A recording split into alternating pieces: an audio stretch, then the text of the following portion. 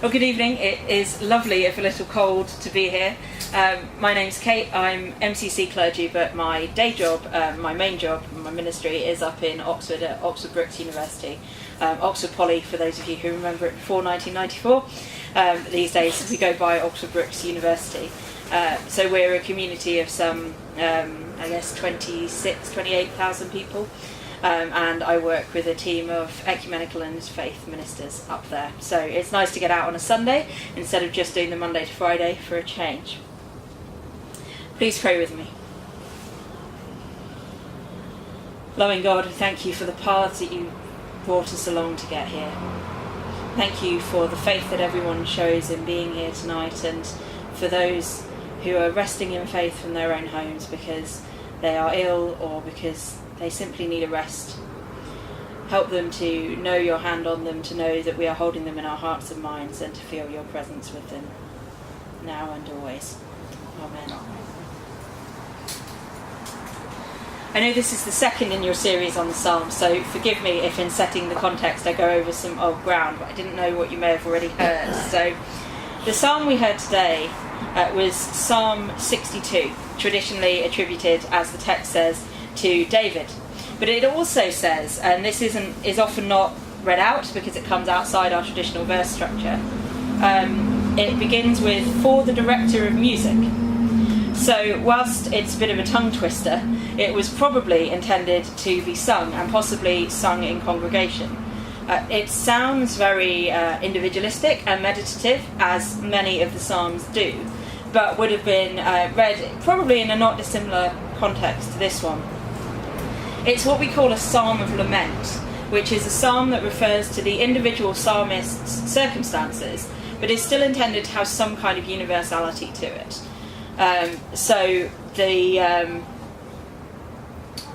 Sorry, I'm going to blame the cold as well. It's freezing today, and January can get in the bin. Obviously, this is the day that the Lord has made. We will rejoice and be glad in it, but it is cold. Commentators do disagree on the authorship of most of the Psalms, but most people would agree that this psalm is, as it says, a psalm of David. There are about 73 that people think were probably written either by David or have been so traditionally attributed to him that, frankly, they might as well have been. And those who believe it was written by David would put it at a time in his life when he was having particular difficulty. The story of David, most of you will know, is in Kings and Samuel, and this comes from the second book of Samuel, when Absalom, who has had a fairly tumultuous few years, he killed his brother for raping his sister, and then went into exile for a long time, came back and went out again.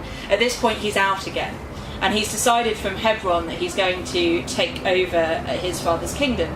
Not an uncommon thing to do in the times, but nonetheless, I think if it happens to you, it's pretty devastating. And many commentators on this passage note that at this time in David's life, he fled to the Mount of Olives, and he fled with all of his people. But in an act of faith, left the Ark of the Covenant, also called the Ark of God or the Ark of the Spirit of God, behind in Jerusalem with him, saying that if God wills for Absalom to take Jerusalem, then God's Spirit should dwell there with him. And if God wills for David to return, then he will look on it again.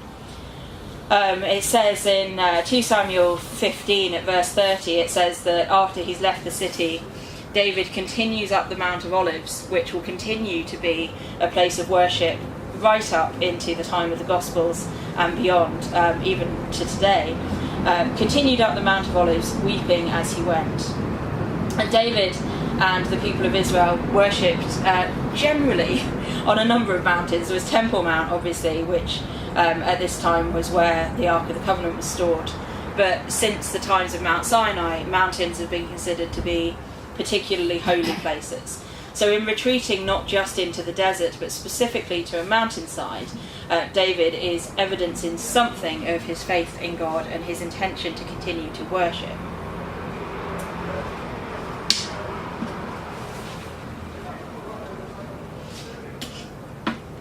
So, the psalm. Like a lot of the Psalms of Lament, it divides into three sections. If we think of a psalm we all know really well, the one that sprung to my mind was The Lord is my shepherd, Psalm 23. It starts with praise, the Lord is my shepherd, I shall not want, they make me to walk in green pastures. Then it goes into lament, yea, though I walk through the valley of the shadow of death, as the King James gloriously has it, and then swings back round again to praise, for surely your goodness and mercy shall follow me all the days of my life, and I will dwell in the house of the Lord forever. And if anyone isn't singing the theme tune of the Vicar of Dibley, I think you maybe have no soul. Sorry. Or maybe you were just far too young to remember it. David's focus is always, in all of the Psalms that he's supposed to have written, including the 23rd, his focus is on God as a sort of strength and care. There's a specific image in the 23rd of the Lord as my shepherd. Here, the image is quite a different one. The image is of a rock and of a fortress. But it's important, I think, to remember when we come across pastoral imagery in the Bible that this isn't fluffy white sheep in the 21st century living in a farm, with 2 or 3 farmers and their children are going to inherit, and it's all terribly lovely and a nice escape from the city. It's dangerous work. We'll remember this from David's own life, that when he was a shepherd, he was out with a slingshot, so good with a slingshot that he could fight off great warriors, which was not uncommon amongst shepherds of the time. The slingshot was his primary weapon against wolves, against other farmers, against anything that the world had to throw at him. So remember that the image, when you come across it, the image of a shepherd is not meek and mild, but rather a fearsome defender. When we think of it that way, actually, there isn't much of a juxtaposition between the two images here. The shepherd, the defender, and the fortress, the place where somebody is defended. And if we take for granted that this was the time when his kingdom was threatened, then of course he was feeling the risk of losing his power and his life.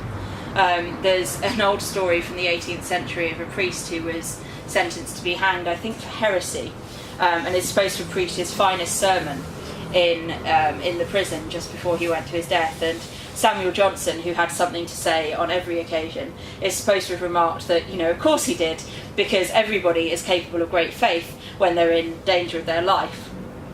And that's what a lot of people think is going on here. They call this the only psalm. So David repeats in the New International Version, my soul finds rest on God alone, or God only. My salvation comes from him. Find rest, O my soul, in God alone. My hope comes from her. And so on and so forth.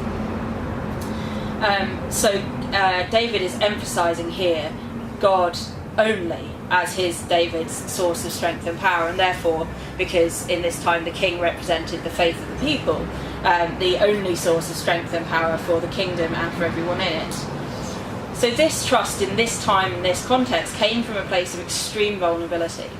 But I wonder if there is a risk in seeing that our greatest trust comes from our places of greatest vulnerability. I don't think you need necessarily to be facing rock bottom to reach out to God in faith or to preach a decent sermon. If we look, for example, at the Song of Hannah, which comes earlier, way before David's stories even started, actually, in 1 Samuel chapter 2. Hannah has learnt that she is, or she has just given birth to, Samuel of the title, and sings a great song of praise, which is echoed by Mary in the Magnificat in the 2nd chapter of Luke, when she's learned that she is to be pregnant with the one who is to be called Jesus. The Magnificat, if you've ever been at any kind of traditional evensong, you will know as my soul magnifies the Lord and my spirit has rejoiced in God my Saviour. Specifically, when it comes to this psalm, it talks a great deal about lowering the mighty and raising up the poor and the weak. As David would have it, the low-born folk are but a breath and the high-born are but a lie. Also shadowing forward to Ecclesiastes, where it talks about vanity and a chasing after wind or chasing after breath. So there are these images that run throughout the Bible, from Solomon, who is traditionally said to have written Ecclesiastes, from Hannah with her newborn baby, and from Mary with her new pregnancy, all in very different circumstances, still able to recognise the strength and the power of God and the fleeting nature of earthly power. So that there is a risk of reading a psalm like this and a story like David's and thinking that only in deep suffering can we have total trust in God. I have a concern that leads to perhaps a certain laziness on all of our parts, potentially, where we think, we will have faith when we need it. Well, faith isn't about when you need it. And we certainly don't want to end up in a time of a sort of asceticism. Asceticism being extreme self-denial, like some of the early saints and mystics of our traditions. Even St. John the Baptist himself, with the hair shirts and so on. It may have its place, but like anything taken to extremes, and feeling like you can have no faith unless you have nothing or feel you are nothing, can be quite dangerous. It actually, in my view, overlaps a little with the prosperity gospel. Bear with me, I know they seem like complete opposites. But what they both do is they place absolutely everything on God without placing any value on the power of God. So the prosperity gospel is the tradition of saying, if you watch a television program where somebody is preaching and they say, if you lay your hand on the television and send me $100 right now, then God will heal you of whatever you need or get you that job or whatever. Well, that completely rules out the role of God in all of this. What that does is says, for those of you who have not chosen to take that course of action, well then, God isn't with you. Now, David doesn't say that, the Psalms don't say that, the Bible doesn't say that. Likewise, with the other extreme, if you deny yourself, if you feel you have to suffer for your faith to magnify God, well, again, the Bible doesn't say that. Yes, there are passages that talk about us having to take up our crosses, but again and again and again throughout the Bible, my soul finds rest in God alone. Find rest in God alone. God is my rock and my refuge. Trust in God at all times.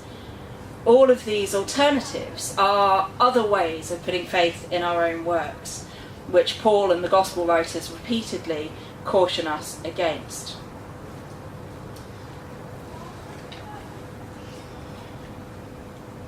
Going back to the psalm, I'm going to read verses 5 to 8 in full. Find rest, O my soul, in God alone. My hope comes from them. They alone are my rock and my salvation. They are my fortress. I shall not be shaken. My salvation and my honour depend on God. They are my mighty rock, my refuge. Trust in God at all times, O people, and pour out your hearts to them, for God is our refuge. To honour the psalm and to honour these amazing words that have come down to us over millennia, to put our trust only in God, requires us to be very careful about how much of our own life circumstances we let interweave with our faith. It is absolutely inevitable that what's going on in our life determines our relationship with God, as it determines all of our other relationships. But what we can do is be mindful of that. So if I look back over my own faith journey, and you may want to do this yourself through the week, I noticed that I was at a particular point in my life when I first started to think of having a personal relationship with God. And through the ups and downs, if I reach that it's kind of a middling point for me. If I get to that point again, I find I often start to pray more. I might go to church a bit more. I might be a slightly better preacher. All of these things start to happen. And it's because I've started to relate that particular circumstance with a time when I have to have faith in God, or when God is particularly present for me. And it may not be true for you, but you may find as you look over that either very high or very low places are particularly spiritual for you, or the place you were when you came to God is somewhere you return to when you need more faith. A wise person in my ordination training once reminded me that the reason that we have spiritual discipline is not for God's sake, but for ours. And my friend Clinton told me that sometimes people like us become priests because otherwise we'd never pray. And at least we're forced to. But the spiritual discipline, and it is a discipline, of having some time with God every day. And I'm not going to tell you what that should look like. You might love the Psalms and want to say with them every day. You might want to read bits of the Bible that make you uncomfortable or comfortable. Or you might simply want to have a time of saying a particular type of prayer. But whatever it is, if you have that time and nurture that time, that's how you come back to having trust in God. David didn't magically reach having trust in God, and being in a crisis didn't push him into it, although it may have helped. David had trust in God because he constantly had people chipping away at him saying, God's still with you. God feels this about what you're doing. David had prophets basically knocking on his door all the time. When he kidnapped and raped Bathsheba and had her husband killed, God sent a prophet and said, not cool. And we need that. We need that in our lives. That's why we come to church, because we need the people in the community around us to say, this is what I think God is asking us to do collectively. This is a collective psalm, but also a very individual and a personal one, like all of them. So it reminds us and encourages us to stay in community, but also cautions against letting the circumstances of our life dictate our relationship with God.